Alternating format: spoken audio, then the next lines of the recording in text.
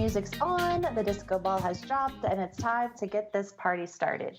You're listening to episode 14 of DiscoTrek, a Star Trek Discovery After Party podcast here on the Tricorder Transmissions Network. I'm your host, Heather Barker, and back with me at the turntable is my favorite Gordon and my favorite Jeff, my co-host Jeff Hewlett. Hi, Jeff. Welcome back. Hello. I'm two favorites now. This is wonderful. Favorite Gordon and favorite Jeff. Man, I'm moving up the ladder so quickly. Well, I think our friend Desiree is slightly behind you, only slightly, with her, Miss Universe Gorn. That was pretty awesome. That was pretty awesome. If I didn't know Santa Gorn so well, if I wasn't Santa Gorn's elf, I think Desiree may be my favorite Gorn. But we're not here to talk about Gorn. We're here to talk about Star Trek Discovery. For those who aren't familiar with the show, we're a community-based Star Trek discotheque of sorts, focusing on each episode of Star Trek Discovery as they air. Tonight we'll be discussing episode 14, The War Within, The War Without. With us to talk about the episode are two members of the unofficial Star Trek Las Vegas convention group on Facebook. That group is the exclusive gateway to gain admission onto the show. Our guests tonight, we know them both from STLV. Happy to have Star Trek family here. So Chris Bunye is our first guest. Hi, Chris. How are you? I'm fine, thank you. We're so happy to have you and happy to hopefully get to see you this year at the convention. We're all crossing our fingers. I hope to make it too. Yeah, we're going to get you there. You'll get there. Make it so. It's going to happen. The sad note is that our great buddy, Red Sweater Robert Reyes, is not going to make it this year. Oh. We're all so bummed, but we're happy to have you on the show, Robert. Welcome. Thank you. It's so great to be here, and I feel so bad that I'm not going to be at SPLV this year. Oh, I'm heartbroken. As we've told our other guests, just send us a cardboard cutout of your face, and we'll stick it to a popsicle stick, and we'll carry it around the convention. And you can send me whatever, $60 to get your photo with Jason Isaacs, and I'll walk up and just hold the stick face next to Jason Isaacs. And then they'll escort me out of the convention for being a weirdo. Yeah. We need a Bob Barker microphone, too. Carry around. I was just going to send everybody red sweaters. But that'd be pretty awesome.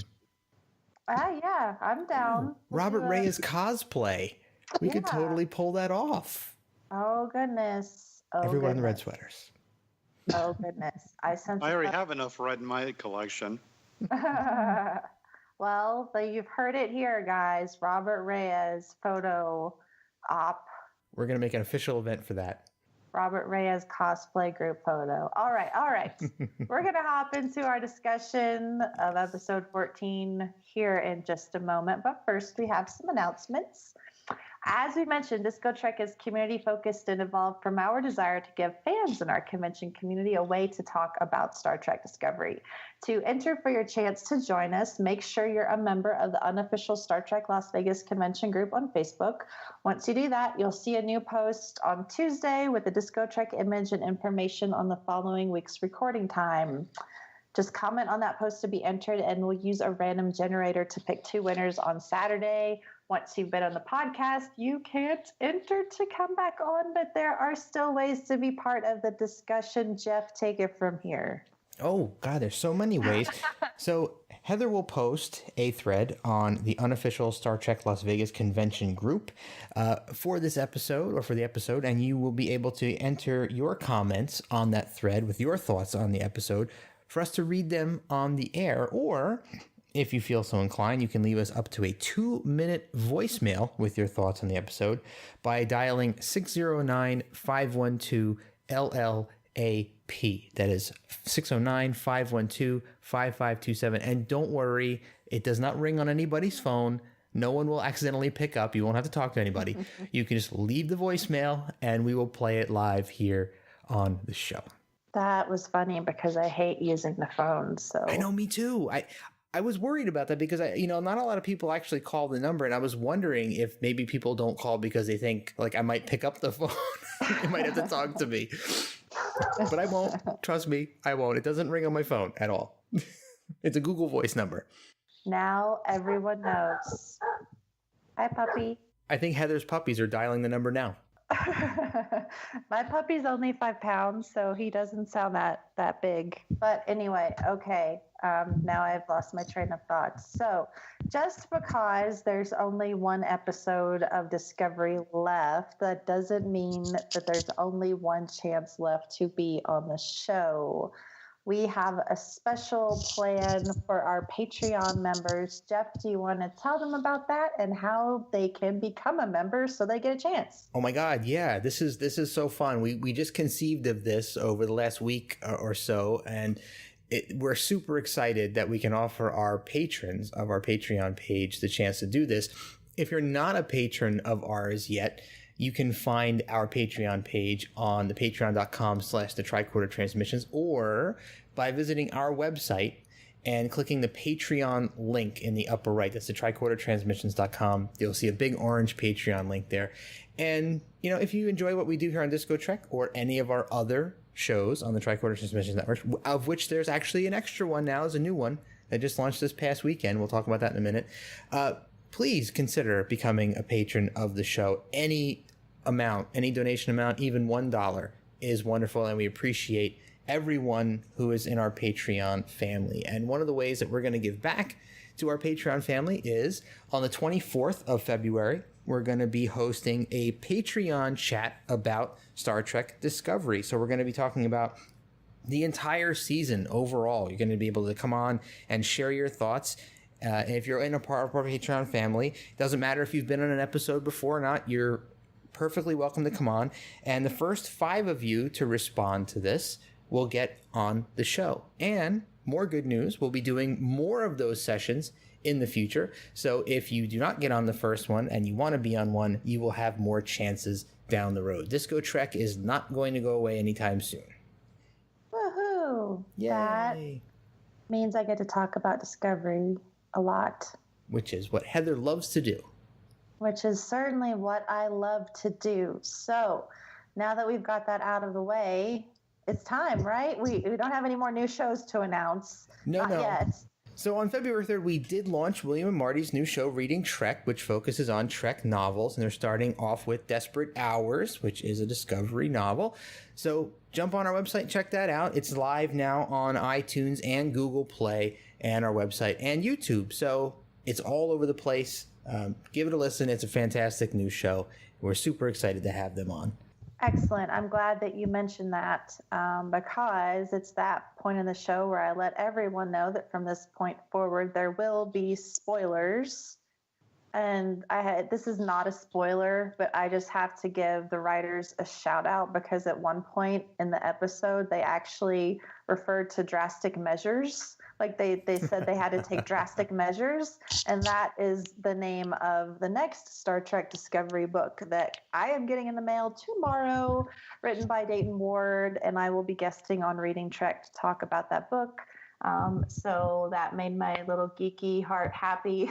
It was so random, but I totally was like, oh my God. All right. So yes, spoilers. If you haven't watched last night's episode, I don't know what you're doing, but go watch it and then come back and join us. Well, maybe they just like the sound of our voices. I don't know. That's probably true. I don't know. Our show is a general discussion about the episode, but we do have 3 segments. So Drop the Record will be our opening remarks and reaction to the episode. Play a New Track is where we explore what we learned that's new about the Star Trek universe. And Spin It Again is our look back at standout moments, scenes, and characters. Pretty much anything you feel is worth a second glance. We do still try to have an organic discussion around that, so pardon us if we talk a lot about one subject, but we get around to all these segments, so just hang in there. All right, so let's go ahead and drop the record. Let's talk about the war within, the war without. Chris, how did you feel about this episode?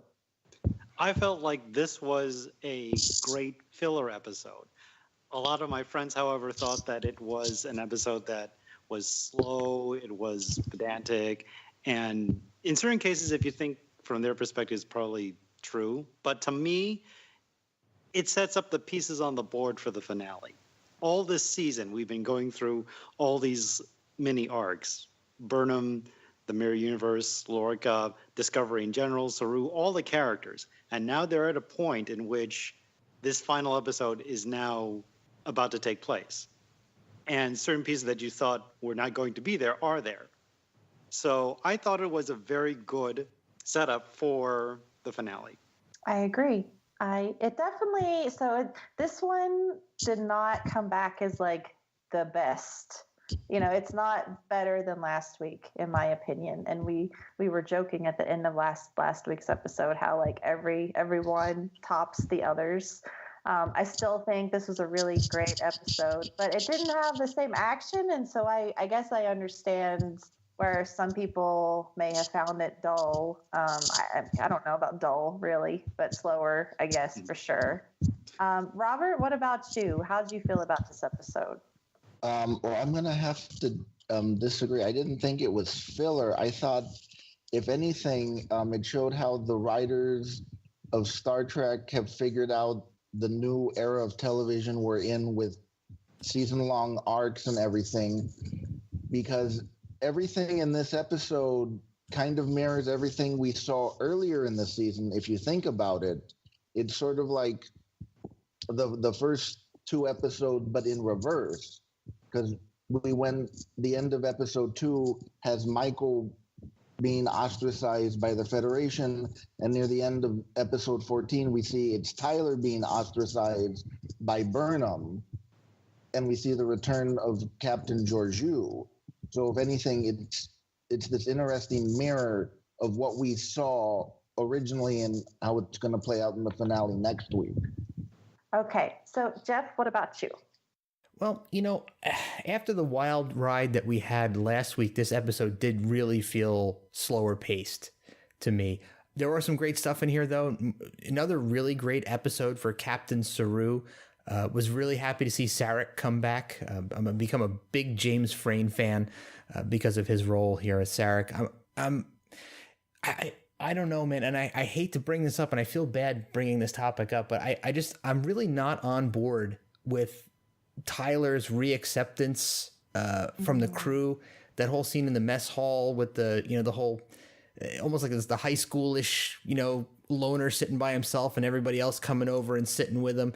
I don't know. I mean, I get what Saru is getting at with the whole, it was Voke defense, but I was not as able to quickly forgive Tyler. And yeah. I had a hard time wrapping my head around that many of the crew being able to just let it go that fast. And I hate to keep saying things like this too, but I feel like it was almost an insult to Culber's memory. People seem so okay with it. I don't know. I hate to say that. I don't want to get into that quagmire again, but I mean, especially since we have no definitive proof that Voke is gone other than he's human again. It's just hard for me to believe that L'Rell would come this far just to kill Voke off now. I mean, I feel like whatever she did just reburied him in his psyche, and she can trigger him again down the road. I'm just not convinced that he's completely gone. And I mean, wow, I'm so concerned that there's only one more episode left, and this episode didn't seem to really move too much towards the end. There seems to be so much to wrap back up again that I'm feeling like if they're gonna really wrap the Klingon War in one episode, it's gonna have to be really rushed. So I don't know. Yeah, I've had similar thoughts with this being the next to last episode, and the fact that the entire Klingon War arc is supposed to be finished. I had this conversation last night after the episode, actually, because it's one place where this serialized, shorter version of Star Trek is a little difficult. Mm-hmm. And we've seen so many different plot points, and forgive me because I've heard about this talked on other podcasts too, and I hate to be a broken record across the board, but it's like you have opportunity, like with Ash and Vogue, and I totally get where you're coming from because I feel very much the same way with Ash. And as much as I would love to just sit back and play the game and watch the show, I don't feel any empathy really for Tyler, or None. for Ash Tyler, because I am very much in Burnham's shoes when Tyler is there, like when I see Tyler on screen, because like Burnham said, the man that she loved wanted to kill her. And that's really who he was as a character, I guess. I don't know. He when Ash Tyler came on, like he was just, here's a love interest for Burnham. And so that's kind of how I looked at him more than anything else. And I just, I find it, I liked the scene in the mess hall. Like I thought it was nice because I think that it's great when someone is ostracized for others to come together. And I think that the crew was kind of acting under, well, it's Tilly, number one. I mean, she's the one that spearheaded this, Miss Optimism, Miss Heart and Compassion. Saru kind of set the example as captain, saying that, it was Vogue that did this and not you. Why? And it was a nice opportunity to have a line, I will not take your freedom. Yeah. And a lot of people online were applauding that line and how it's so Star Trek. And I don't disagree with that, but I just feel like, in this sense, like you said, Jeff, we have no proof that Vogue is gone. Yeah, if he had been operated on by some Starfleet medical personnel and they confirmed that, yeah, we fixed this, okay, yeah, I'm with you, but it was a Klingon that supposedly fixed him, how can we take her word for it? It just doesn't compute to me. Yeah, so and even Tyler himself, he's like, I belong in the brig. He's but right. We've seen this treatment with Tyler. I mean, Tyler gets rescued, pops on the ship, and is promoted to the head of security. And I'm sorry to monopolize the conversation here. I will ask for more input here in a second, but it's just frustrating because I feel like there could have been so much more about this character done and about the PTSD. At this point, I don't even like the whole subject of sexual assault. Like, that wasn't sexual assault. What we saw, that was a red herring. Like, that was just Vogue and Laurel having sex used as a plot ploy. So I'm really not happy about that. But the opportunity to explore the subject of PTSD with Tyler, they kind of put their toe in. And I think if we had gotten, a 24-25 episode season, then there would have been time to explore things like that. But Chris, what do you think about Ash Tyler? Do you trust him? Did you like that he was accepted back into the ship? For me, I think Ash Tyler is okay, at least at the moment. But I agree that his acceptance back by most of the crew, especially how they treated Burnham in episode 3 with her coming on board, I think is a bit of a stretch. I think if it were just Tilly, I would be okay with it. But multiple people coming over to Tyler's table, I think that's a bit much. I think Tyler's psyche is still dominant. I agree that somehow maybe Vok is deeply buried, only waiting for some trigger or some code phrase to just come back. But right now, for the time being, Tyler can be trusted. That said, Tyler even knows that he himself is dangerous, that he is a liability, and he should be in the brig. But, I mean, it was nice to see that mess hall scene, but I'm signing on the edge of Michael in this specific case, at least with respect to how to approach him at present.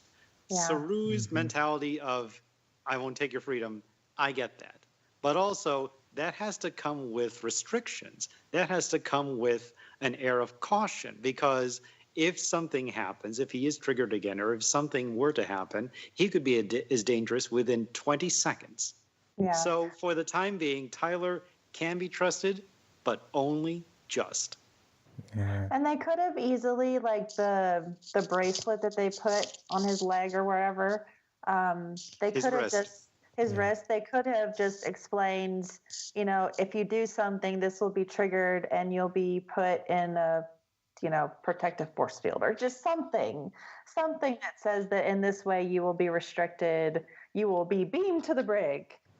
It just something there, aside from a bracelet, because what's that going to do? The inconsistency kind of really stood out to me, though. We've seen people confined to quarters for far less than murdering somebody. I mean, he shouldn't just be able to have free reign to walk around the ship. And I understand the whole I don't want to take your freedom away thing, but it would have made a lot more sense to me if he was confined to his quarters and, you know, people could go visit him if they chose to.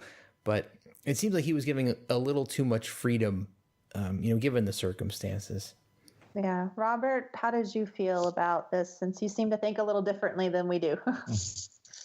I think they were monitoring where he went. I mean, that bracelet or that they put around his wrist, that could have been what let him have access or not have access to certain parts of the ship.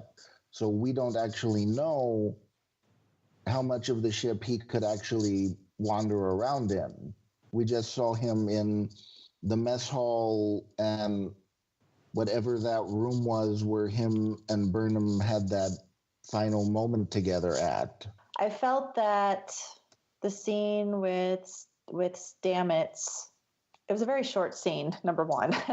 And I've been known to be like, oh, wow, you know, Stamets dealt with the news from Colbert of his death pretty well. I would not react so well, but I thought, hey, he's in the mycelial network and there is, you know, Colbert himself telling him all this. So I'll give it that. I thought that, well, the scene was incredibly short. I still think that, like, you could really see Stamets' rage there. I think that Anthony Rapp just did a very good job of making the best out of a very limited scene.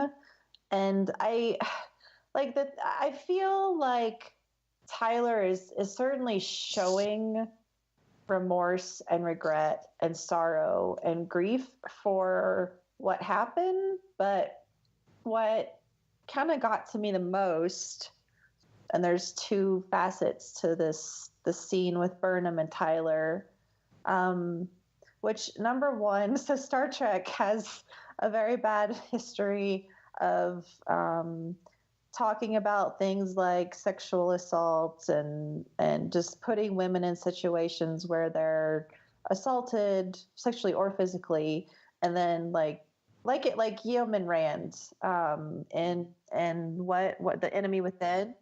The enemy within. So the bad Kirk assaults her, and then they wind up putting her, you know, in a room with good Kirk, who is still, like, even though he's not the bad Kirk, it's still the same person that assaulted her. So similar here, like, even though this is Ash Tyler, you know, he's still the one that assaulted her, that tried to kill Burnham. And number one, I really didn't like the fact that everyone on the ship was pushing Burnham to do something that she obviously wasn't comfortable to do. I'm glad to have seen that mentioned on social media, that other people, and it's women that are noticing this, but that other people noticed that, and it's not a fun thing. Having been sexually assaulted, having been in situations, like I had a situation at work, even at one of my jobs, where I was being harassed by a supervisor and confronted a female manager, like confided in the female manager and let her know what was going on. And then she took that back to the boss. So I wound up in a room with the guy who was harassing me and another, like general manager telling me, oh, it's all in your head. He doesn't mean anything by it, blah, blah, blah, blah, blah. And having to sit there in that room with the person who has harassed you, has assaulted you, whatever, is just the worst thing ever. And like any time that someone approached, like with Tilly, like I love Tilly for being Tilly and for trying to make everyone happy and to bring unity to the ship. But when Burnham says, I'm not interested in talking to him, Tilly comes in and says, when we were in the Terran universe, I was reminded how much a person is shaped by their environment. And I think the only way we can stop ourselves from becoming them is to understand the darkness within us and fight it. And I think that's a really great sentiment overall. And that is something that very much plays into the ideology of Star Trek. But Burnham just made it very clear that he was the one that tried to kill her. And she wasn't comfortable with it. And then who else? There was someone else that tried to get her to talk to him. I was kind of glad that Saru didn't, and when she asked him that was an order, I was glad that he didn't actually order her to do it. Right. I was relieved by that. I was like, I hope he doesn't say, yes, it's an order, please. Right. So it was Saru that said it first, and then Tilly that said it. And in every circumstance, she just very clearly said she wasn't comfortable doing it. And the fact that, she eventually did it, and they put that in there, of course, to have, for drama and conflict. But the fact that this day and age, like that's something that people would be pushing, was just a little upsetting, and, sadly fits into what Star Trek has done with situations like this for 51 years. But back to the actual scene between the two of them, I was really shocked that, Tyler starts talking to her. They have the conversation. Tyler starts talking and starts, approaching her, and he's agitated, and she just stays there. And I was just surprised by that, because for Burnham to have been in the situation, I just felt like Burnham, I guess it was commendable that she held her ground there or whatever, but I was just surprised that she didn't try to back off a little bit more once she started walking over a bit agitated. And maybe it's just me and my life experience that makes me feel that way. But at least that scene wound up being pretty great, because she, told him he was going to have to deal with his issues. She didn't step into play, mother hen or anything like that. She's not there. She called Tyler out for lying to her. And the actual Tyler, not Vogue, not anyone else, but Tyler knew he wasn't well, and he didn't tell her. So I appreciated that she called him out about that, and that she told him, you know what, you've got work to do. Like, this is a long, lonely road, and you've got to do it on your own. And totally wasn't what Tyler wanted to hear, and that was obvious in his facial expression, but pretty commendable thing to do. So I did like that the writers did that, at least. Yeah, I like that she didn't. I was worried in that scene that she was going to fall for his lines, and that the line that he says, I can't fight my way back without you, and she doesn't fall for it. I thought that was great. I was like, thank God that she didn't just get sucked back into his nonsense. I can't trust them at this point, and I'm glad that she was strong enough to not get sucked back in. Yeah, most definitely. I'm curious to see what's going to happen, and I assume that Ash Tyler will remain a character for season 2, unless he sacrifices himself for the good of the Federation next episode.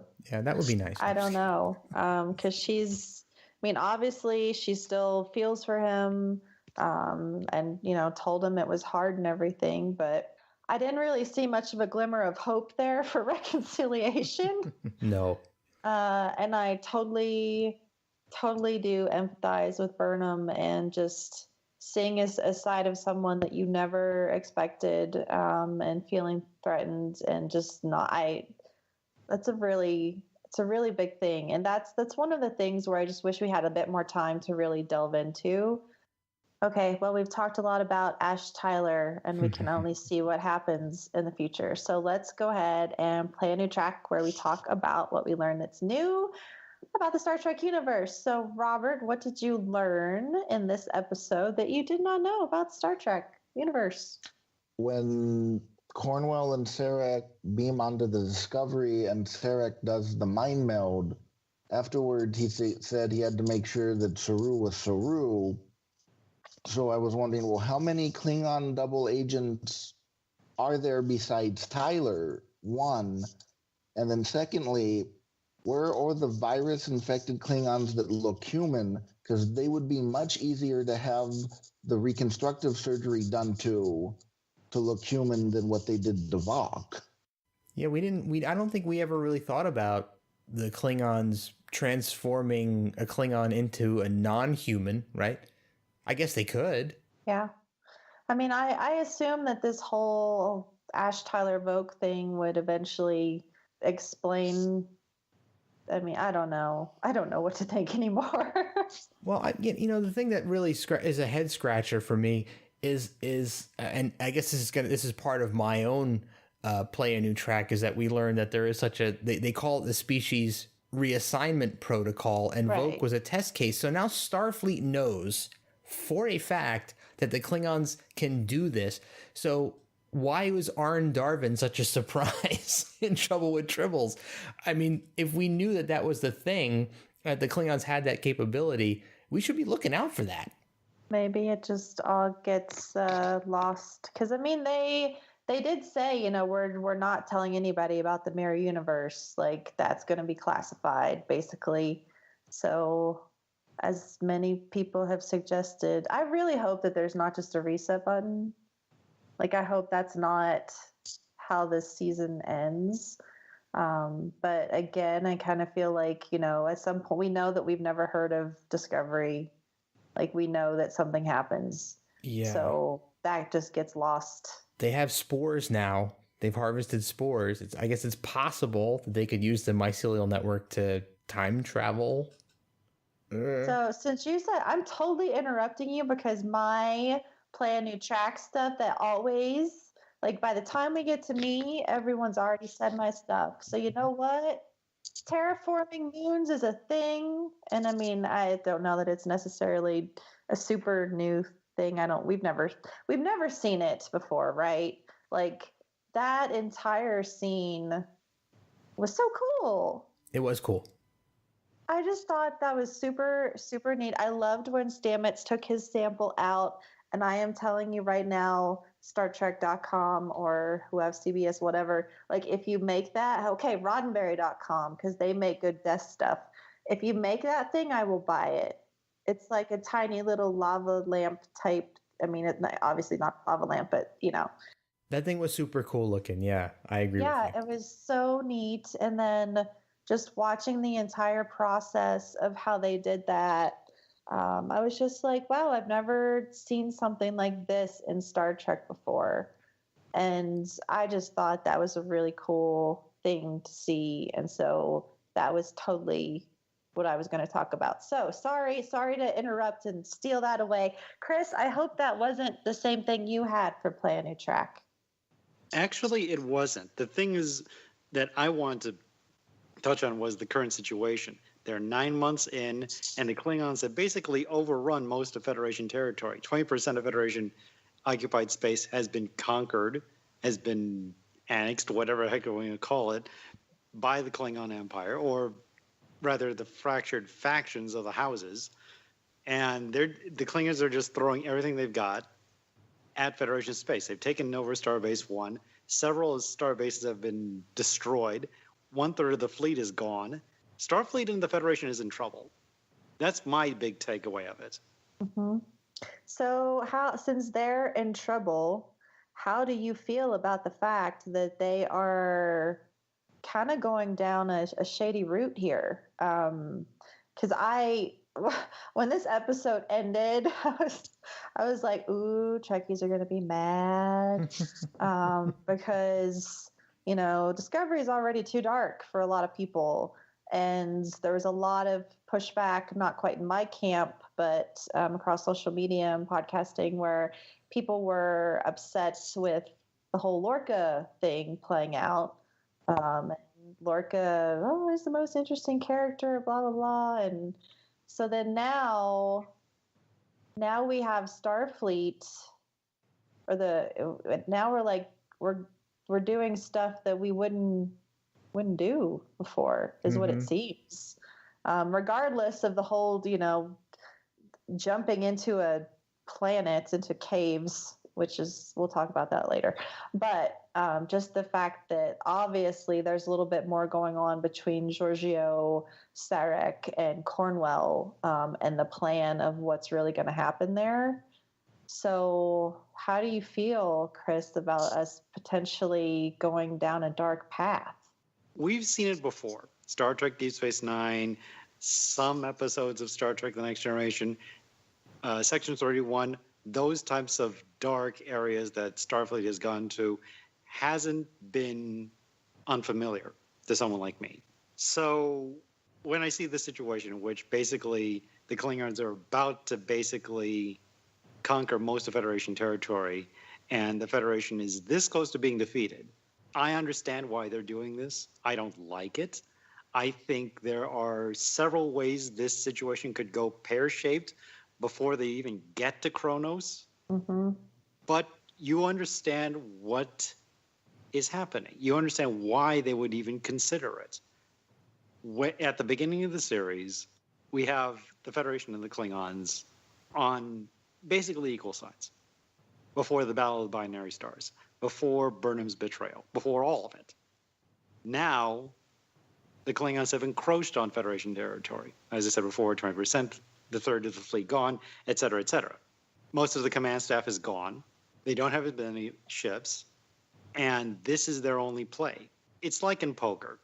When you have a bit of a shorter stack, you have to be forced to go all in whenever you're playing whatever form of poker you've got. Sometimes your only choice is to go all in, push your chips in and hope that somehow you could get double your investment back, or you could push everyone out.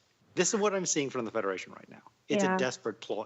It is a Hail Mary pass that could completely blow up in everyone's faces because of the fact it's against every principle that Starfleet holds dear. Mm-hmm. They're employing an ex-emperor from a tyrannical universe that is the sheer antithesis of what the United Federation of Planets and Starfleet stands for. And yet, here we are. It may not be completely ideal, but at the moment, even though that it is considered potentially quite fallible that this plan could go upside down in a minute, sometimes it's your only option. And I think that based on the trailer for the next episode, like there's still going to be the counter presence of Michael Burnham fighting and saying this isn't how we do things. So I think that it's just another opportunity to pull back and, fight for the true ideology of Star Trek with Burnham's character. But I kind of wonder, though, like, why couldn't they have just written Lorca a little? I mean, I get it. I know. Like, I see how everything is working together and now bringing Giorgio back. But, like, to those people who really found Lorca interesting, like, he could have played a part of this. Like, he was the captain that pushed the limit and that was okay with, pulling a Cisco here and there and doing something unheard of and not quite kind of, against the grain of Starfleet. So I'm just curious, for me, I think I would have more liked to have seen something with his character playing a part in this instead of having just been killed off. I get, now we've got a Giorgio of some sort back. She's certainly not the captain that we lost. And frankly, I think at the end of this, Michelle Yeoh will be gone as well. I think that I don't think she's going to be in next season, but I could be wrong. But I don't know. I agree that Michael will be the anchor that brings everything back, because this plan is far from Federation standard mentality. But even as Sarek said, Starfleet taxes avail them. Yes, but that doesn't necessarily mean you throw them out the window. So there is a way back. It's a nice twist on the beginning of the season, because Burnham was first stating we need to fire first, and our Giorgio stated Starfleet doesn't fire first, even though it probably would have saved lives. This is a little different, because even though that the stakes are a little bit higher, it's still a tenuous position putting this plan to play. But Michael will be the heart of this episode and the heart of the series so far. She'll be the one to anchor Starfleet and Cornwell and Discovery back. All right. So, Jeff, what about you? What did you learn new? Ooh, I love that the replicator dings like a microwave when it's done. Oh, my God. It cracked me up. I was like, I never, ever thought that the replicator had a need to ding. I mean, I thought like just the door sliding up and you seeing your foods and drinks there was enough. But no, I love that somebody programmed that in. That was like so, but like for such a somber scene. I don't know. I know, right? Oh, man. Okay. All right. I know. Well, I love the fact that we get the acknowledgement that the 24 Klingon houses are now divided and striking, albeit randomly. So we get a confirmation that the Klingon Empire is no longer unified. We had hints of it before. I like that it's actually called out now, that we know that, since the fall of T'Kuvma and the disappearance of Voq, that... the Klingons don't have a clear leader who's unified them again, as L'Rell had thought that there was. And you can kind of see the look on her face when that gets broken to her. And she's like, oh, ooh, I didn't realize that was what was happening. So kind of cool. And of course, the species realignment protocol, species reassignment protocol, sorry. We finally get the reveal that that's exactly what it is, and there's an official procedure that the Klingons can do to change a Klingon into another species. So those are the three things that I took away as new about the Star Trek universe. Well, I think that's a lot of good stuff. And sorry that I had to interrupt everybody to talk about terraforming a moon. No. But I was like, oh my gosh, I've got to say it before anyone else does. All right. Well, let's move into Spin It Again, where we take a look back at the moments that really stood out to us, or scenes or characters, or the sound of your food being done at the replicator. Ding. All right. So my chicken Robert, sandwich and coffee's done. So your extra salsa or whatever. Okay. Never mind. All right. So Robert, what stood out the most in this episode for you? The scene that stood out the most for me was when Sarek and Michael were saying goodbye. Yeah. And that was, I think, the most emotional we've seen this version of Sarek up to this point, because he actually touches Michael on the shoulder.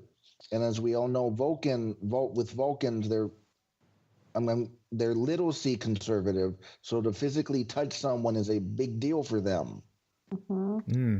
And he touches her on the shoulder when they're getting ready to say goodbye and everything. And I think that was the most emotional I think we've ever seen him, or this version of Sarek. I think that this version of Sarek is definitely a little bit more emotionally available. Mm-hmm. And it may just be the writing. But yeah, the friend that I watched the show with said the same thing, and he has knowledge. He's watched the other versions of Star Trek, so he knows Sarek.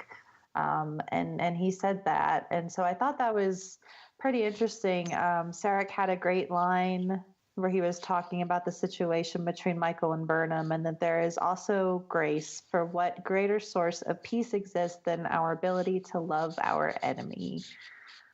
There's some Star Trek for you. It was a great line from Sarek. But then he says, "We are at war. Logic dictates that each farewell may be our last." And when Michael goes to see Tilly, she said, I just said goodbye to my father and it felt different. Final. So here's the question. Is this the last time that we're going to see Sarek? I sure hope not.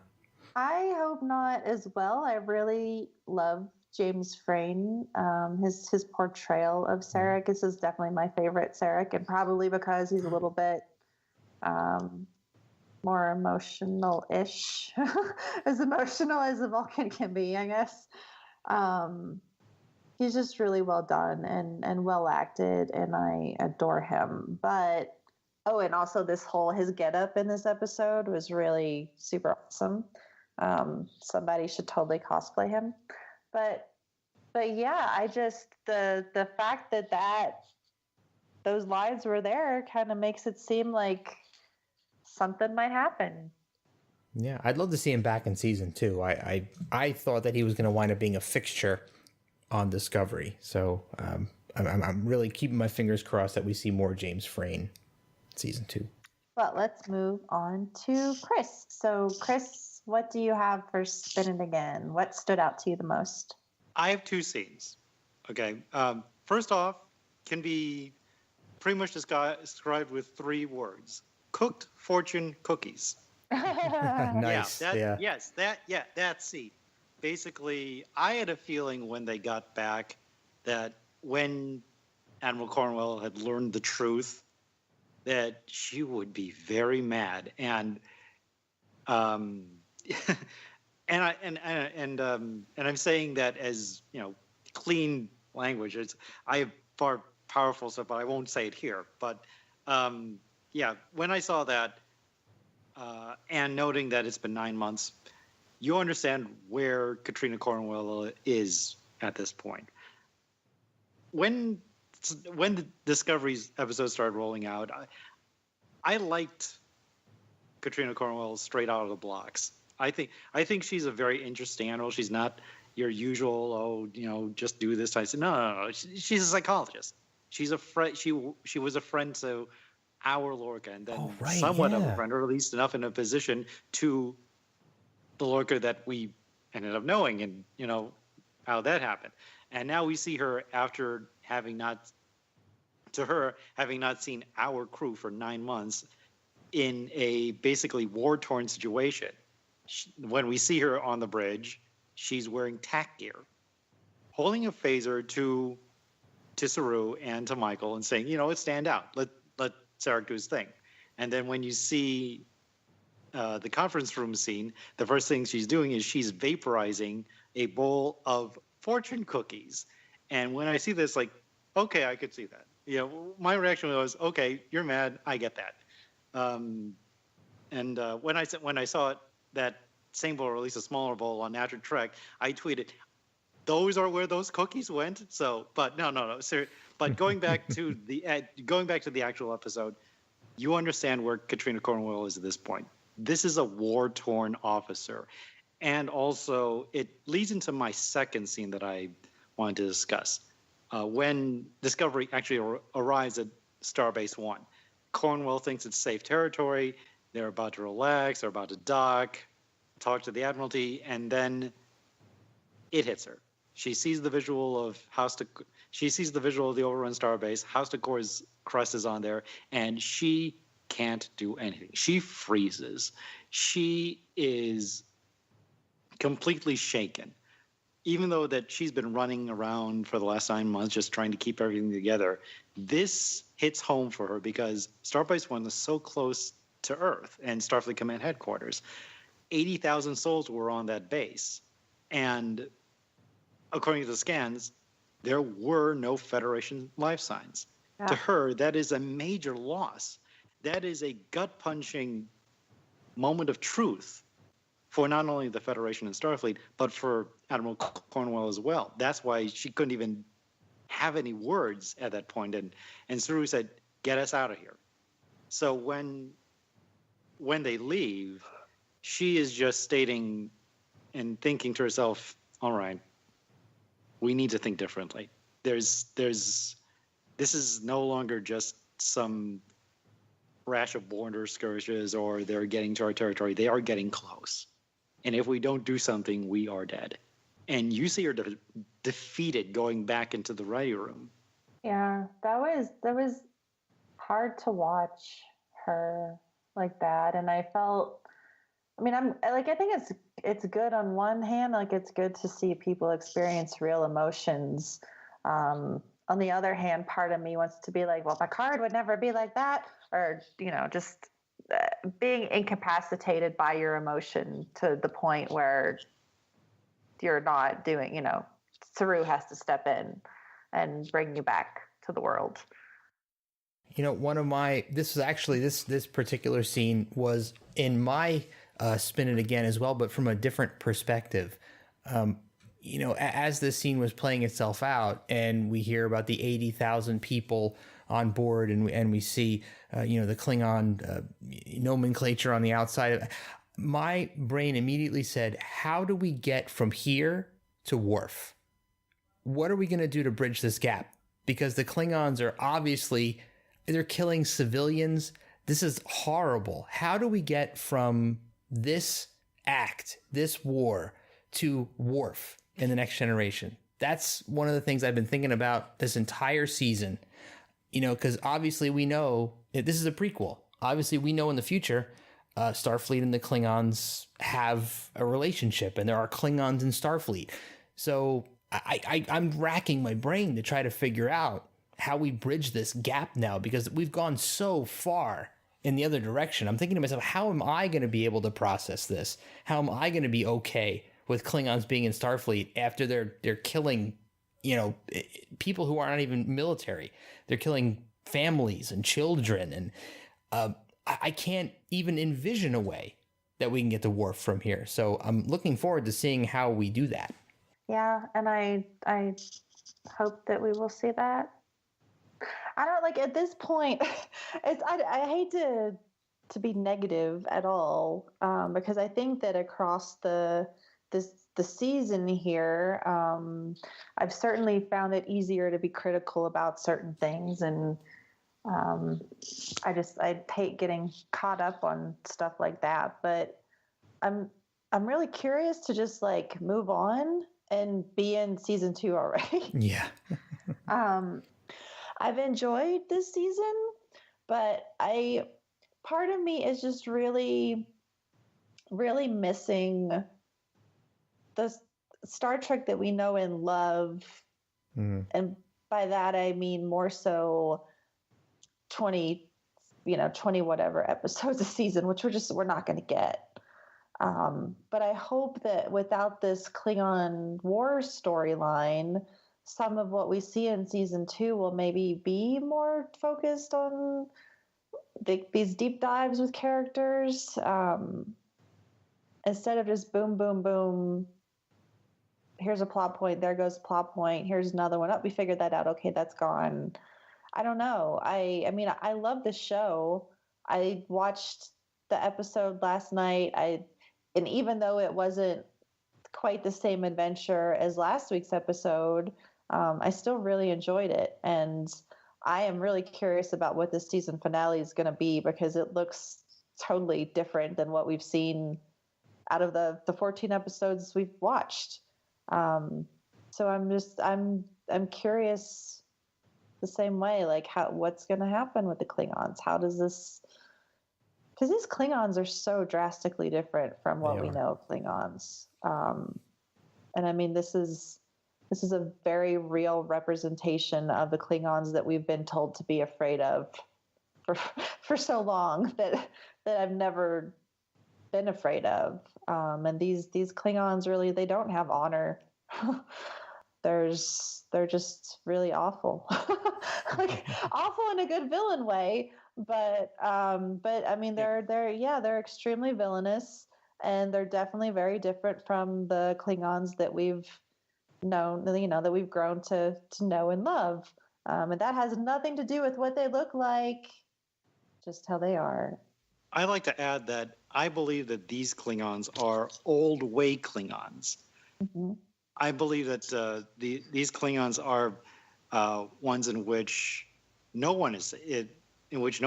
Remember when Worf was stating, oh, my people have gone back to the old ways, and the way the warrior, when his first episode in DS9, when the Klingons basically invaded Cardassian territory, and he stated, if my people have gone back to the old ways, no one is safe. And that means total victory.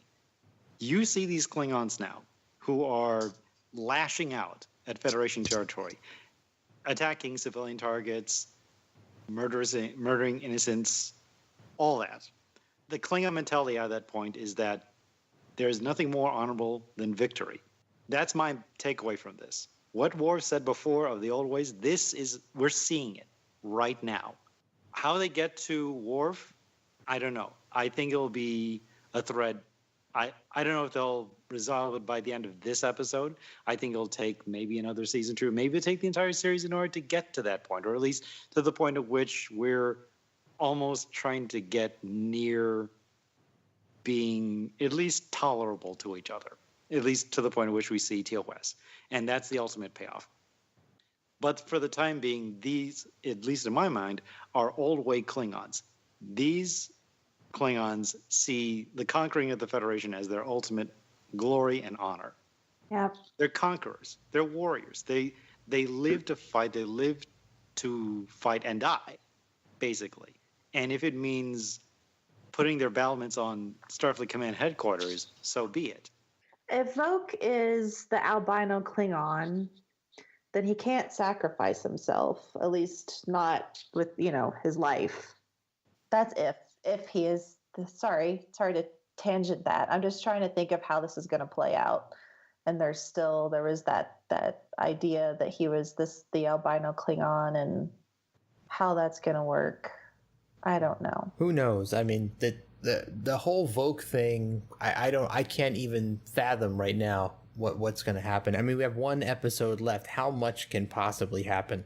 You got two things. It could either Tyler could stay Tyler, or L'Rell could trigger Vogue again, and he comes back and he winds up having to get killed or something. I don't know. But it doesn't seem like there's a lot of options for that story thread at this point. And we don't have a lot of time to execute it. And they're going to spread the Klingon war out into the next season or not, and we're going to get some kind of a cliffhanger. But, I mean, that could open up the whole Vogue thing again. I'm not tired of Vogue. Yeah, me too. Not bad. No, I'm tired of it too. I'm tired of it. I was really hoping that they were continuing with that original thread where, this season was this season and the next season is going to be something different. Yeah. Well, Chris, did you have other things you wanted to point out? Not really. The only thing that I could think of is that I could see Tyler or L'Rell playing at least some role. I don't know what it is at this point, but I think we still have those aces in the hole. I don't know how valuable they are, but I think both or either will play some role in a potential resolution by the end of the episode. I don't know if the war is going to be over by the end of the episode. I think he'll at least rage on until maybe middle next season, possibly. There's no way they could either that or at least start the beginning of the end of it. Because if Discovery's mission is successful, there'll always be a general retreat back to Kronos and everything will be reset and all that stuff. Maybe. But even at that, I think L'Rell or Tyler will play at least some type of role in that. Yeah. That's what I think. Well, Jeff, what about you for Spinning Again? What stood out to you? I got to call out the scene where Saru kind of learns the truth about Kelpians in the Mirror Universe. I thought that was, he calls out Burnham for lying, of course, and I mean, he obviously overhears that Kelpians are eaten in the Mirror Universe, so I think that was a really great moment of restraint for Saru. The confrontation was really well executed in my mind, and I think it shows Saru's ability to be the captain that he needs to be right now. Yeah. That he didn't, I mean, we've seen him fall apart before. We've seen him overcome by his fears before and the past of his people, weighing on his current actions. And I think that he's evolved so much over the course of this season that he's become an incredibly good captain. And the fact that he is now faced with the realization that, someone that he's just rebuilt a relationship with, deliberately misled him, but he can see that she did it for a good reason. That she thought that it would compromise him and jeopardize discovery in the process, that she chose to hide it from him. And he has this kind of tacit acknowledgement that, okay, you know what? I know that you lied to me. I know that you misled me, but I understand why you did it. And they kind of have that mutual agreement, and they continue to be, well-respected friends from that moment. What else do I have? Oh, and hats off to Stamets, by the way. I know this came up a little bit earlier in the episode, but if I was Stamets and I was faced with Tyler, I would have kicked the crap out of him. I'm sorry, but Stamets took the opportunity to confront, to say what he wanted to say and show some really good restraint. I think he would have been well justified, lay one on Ash Tyler. And I guess finally, you never know what to do with Laurel. You never know what to think about what she says. But part of me feels that this was a genuine thing. That she says that T'Kuvma was wrong about humans not having courage. I think that I want to trust that she was being honest there. Because she had that kind of a rapport, that respect for Cornwell. That Cornwell was able to put up with the torture, and there was some sort of a mutual admiration there that was kind of not necessarily spoken between the two of them. But I think that she was being at least somewhat honest with Cornwell when she said that T'Kuvma was wrong, because I think she's witnessed human courage at this point. That's pretty much it for me. Yeah, well, I'm going through my notes and looking at all the little things, like the ship being repainted in the first scene. So we're back to the USS Discovery and not the ISS Discovery, which, by the way, that scene with Saru and Burnham, I also liked, again, up until the point where, at least it wasn't in order to talk to Ash. Yes. But that's where she first said, "I'm sorry, I can't." So question, in those scenes or shortly thereafter, we meet a new character, which I guess I should have mentioned in Play a New Track. But Dr. Pollard, could Dr. Pollard be the CMO? Is there, will we ever, because she seems she could be. Yeah. I couldn't really tell, her uniform wasn't different in any way that I could discern. But curious whether that's maybe who she is. Our good friend John Kokorian had tweeted last night whether anyone else thought that when Tyler asked, "Is she alive?" was he talking about Laurel or Burnham? And I made a point during my rewatch tonight to pay special attention to that scene, and I think he was definitely talking about Burnham, even though right before he was talking about Laurel with Saru, when he said, "Is she alive?" and Saru reacted and said, "The Burnham." Tyler wasn't confused, or there's nothing about his reaction that would have insinuated that he was actually talking about Laurel. I think it's certainly an eyebrow raise because, who knows, as we've said. Yep. We don't know. And we know from this episode, though it's been pretty obvious, that Laurel and Voke were in love. So there's definitely still a lot of question there. You know what, Heather? I'm sorry. I had that written down for something that I wanted to bring up, and I second guessed myself. The whole Laurel and Voke being in love thing. It's my whole questioning of Laurel and not being able to fully believe anything that she says. Do you think that that's true, or was that more of her game playing? Voke might have been in love with her, but was she using him to her ends? Could be either, but I think that's an open-ended question. Because I don't really trust Laurel either. but I believe Tyler if he, at least from Voke's perspective, felt that they were in love for sure there. Okay, so back to my notes. I love the Enterprise references in this episode.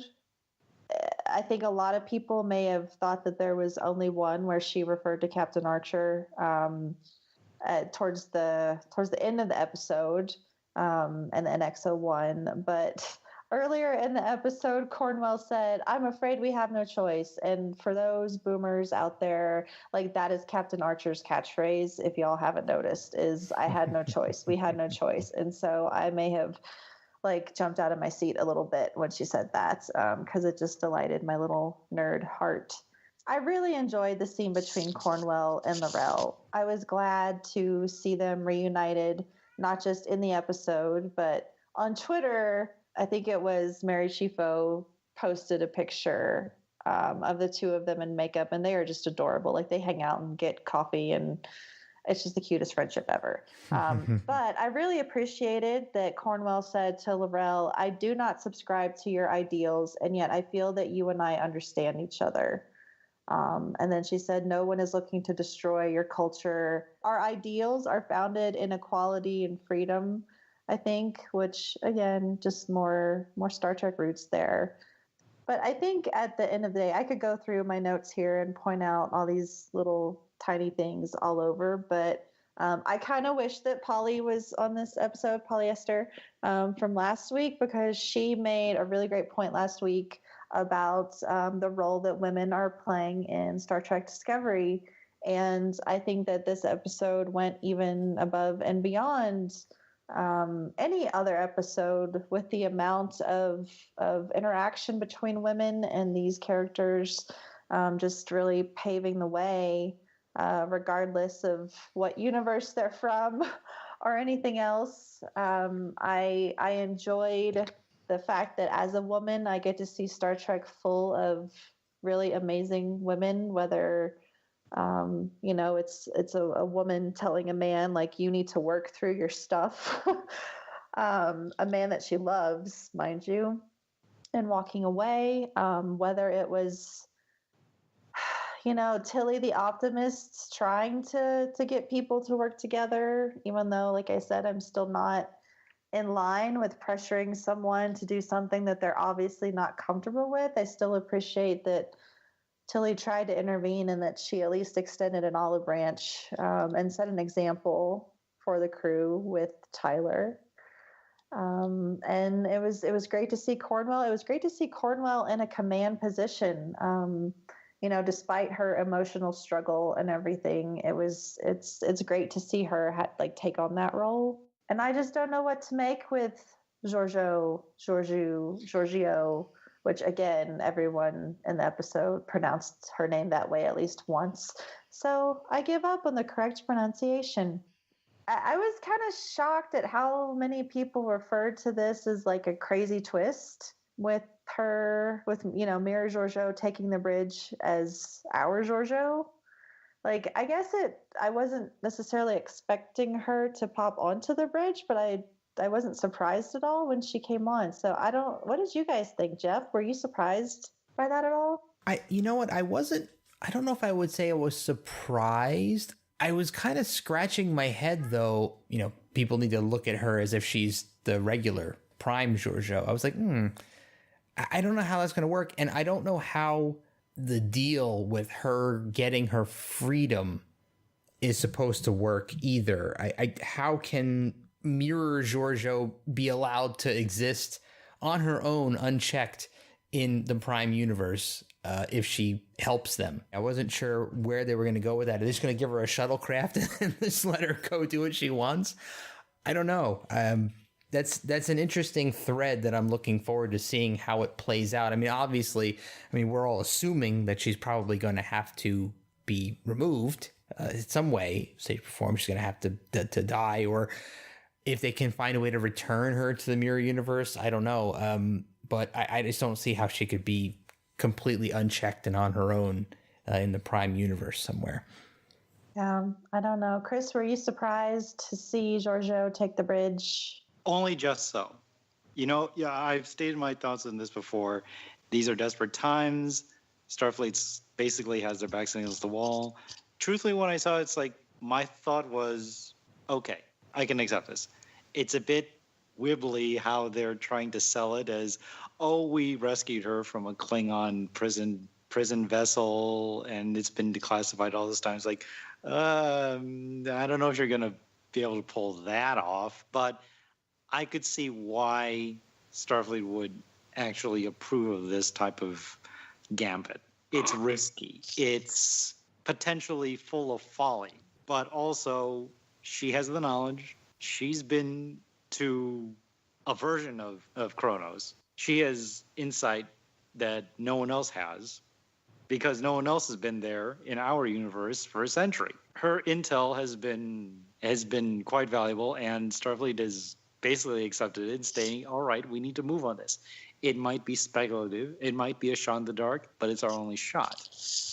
Having her portray her dead self, anyone else on that bridge that doesn't know any better, this plays. That's at Starfleet, Surak, Saru, Burnham. They know better. And they know, all right, we understand this gambit. We don't trust it. We don't like it, but it's Starfleet approved. We're going to go with it. But at the first sign of trouble, we're putting her down. Somehow, some way, we're putting her out of play, but we will finish this mission. Somehow, some way, we will do this. They will make sure that this emperor, dare I say now imposter, won't go unchecked. They'll figure out a way to restrain her or send her back or something. Maybe she'll die. Maybe she'll go off somewhere. We don't know. But I don't think she'll be completely unchecked by episode end. Maybe they will maroon her on SETI Alpha 5. I don't think they'll be that cruel. But that's also an option. They might maroon her somewhere. They might keep her. They might leave her in Klingon territory. She'd probably thrive there. Who knows?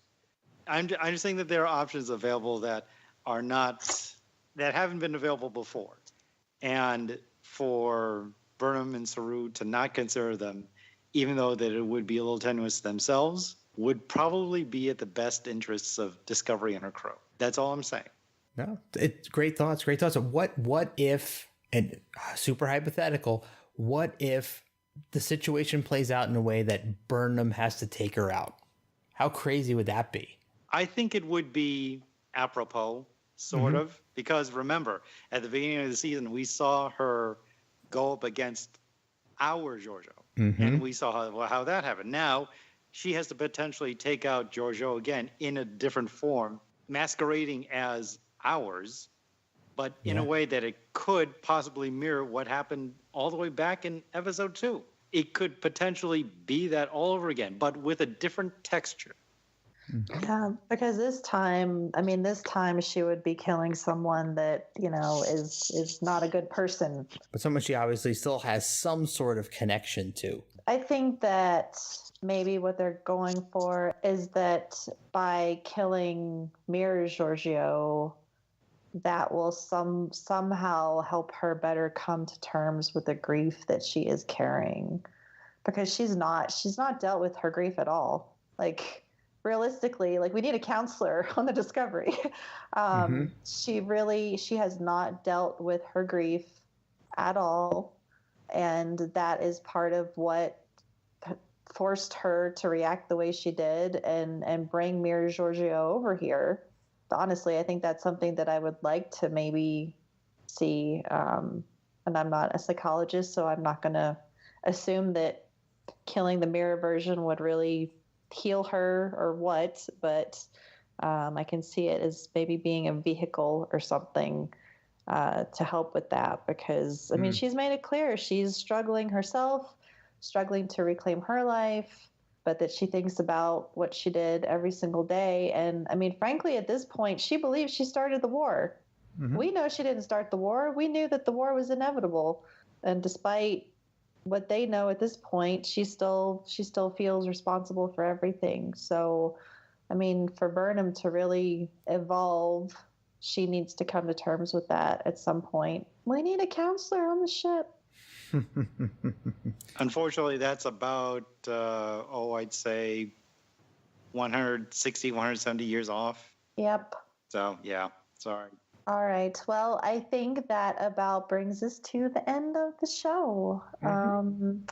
Do we have any closing thoughts, Robert, about this episode? That it's setting up for what's going to be a very interesting season finale next week. For sure. Chris, what about you? Any final thoughts? I felt, as I said before, this was a necessary filler episode for the next episode, for the season finale. The pieces are in place. Although some pieces are not necessarily what we thought before, they are there. And all I can say is buckle up, everyone. It's going to be one heck of a season finale.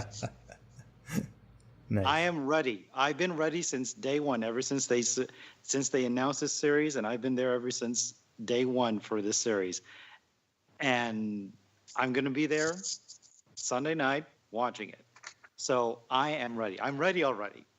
I'm ready now. But yeah, trust me, it may not go the way anyone thinks, but even that, I want to see how it all turns out. Yep. Yeah. And I cannot wait. And also, no matter what happens, let's come back again for season 2. Yep. Heck yes.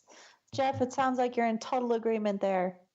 Yeah, I am. And you know what? I really am wishing that the finale was going to be like a 90-minute or a 2-hour finale, because I really don't know how they can wrap this whole thing up in one single episode. There's just so many threads, and I'm sure that they can do it, but I just, in my own brain, I can't wrap my head around how they can accomplish so much in a single episode. But I am absolutely looking forward to it, and I'm really, really hoping that they have some really great surprises in store for us in this final season finale episode. It's going to be action-packed. It has to be action-packed. So I'm excited.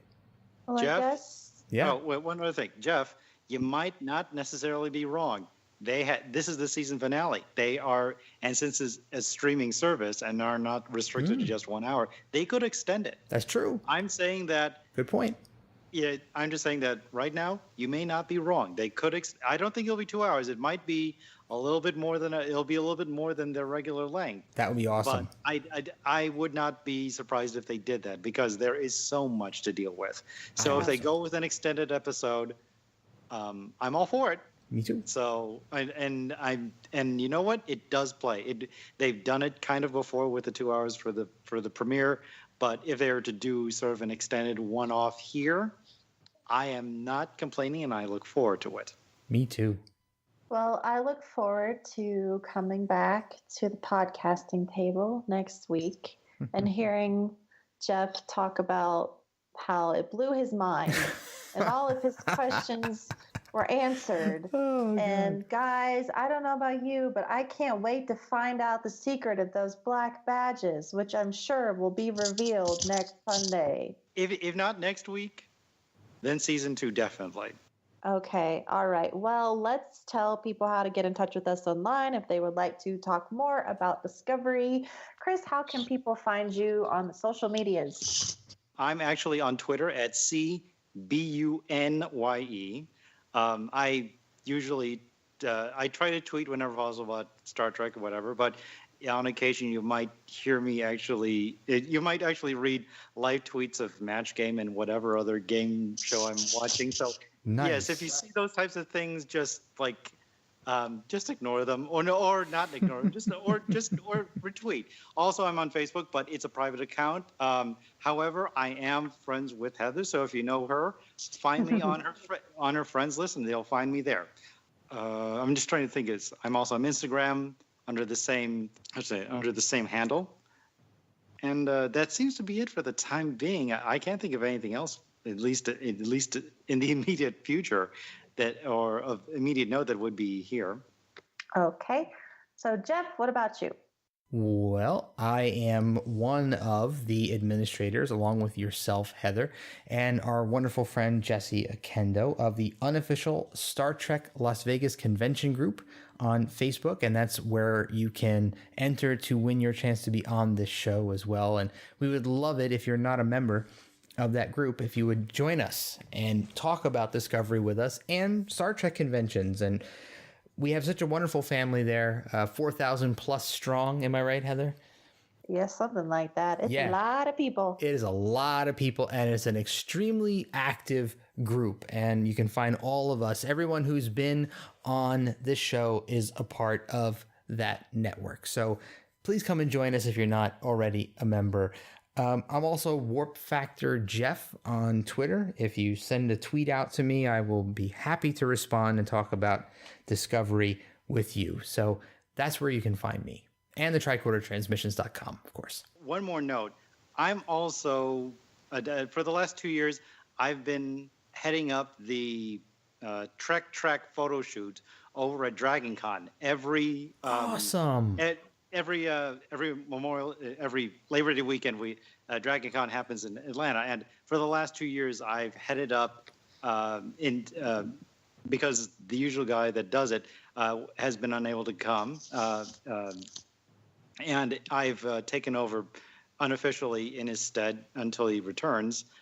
I'm just saying that the STLV family extends officially into all cons, including Dragon Con. So if you're interested in dressing up in costume for Star Trek and want to do it for the Star Trek photo shoot we are organizing right now, just you'll find us around. Just look on the Dragon Con groups and you'll find us somewhere. Excellent. But yeah, we always have our numbers are growing. We always have a nice one, and we're slowly. And I hope to see Discovery cosplay in the next few years, and I know that it will be the case. I guarantee we'll see it. Cool. All right, Robert, are you there? I'm here. Yes, I don't know what's going on. I don't either. So really quick, how can people find you online? I'm in the unofficial Facebook group. Also, you can follow me on Twitter at Robert Reyes. I'm usually tweeting about Star Trek and other random stuff. Awesome. So you can find me on Twitter as LLA Posper. So that's LLAPAWSPER. Did I spell it right? I think you did. All right. So that's where you can find me on Twitter. And then, of course, pop over to the unofficial STLV group on Facebook. You will find me moderating there. I am on Facebook, but I don't accept friend requests from people I don't know. And speaking of Dragon Con, Jeff and I also do a show on the network called Shore Leave, and we have an episode called Dragon Con 101, where you can learn all about that convention. It was a really great show, and we talked a bit about cosplay, so now you know what Chris is talking about, and you can buy your tickets sometime this year and head to Dragon Con because it sounds pretty awesome. It does. Again, Dragon Con, for the record, every Labor Day weekend in Atlanta, Georgia. Yep. It is 60,000 of your friends that you never knew you had. Come on down, bring all the costumes, and I mean all the costumes, and you will have a fun time. Yep. I would love to go someday, but it's like the week after it's so close to STLV. That makes it difficult financially. Yeah, it does. And every way else. So, all right. Well, thanks for being on the show.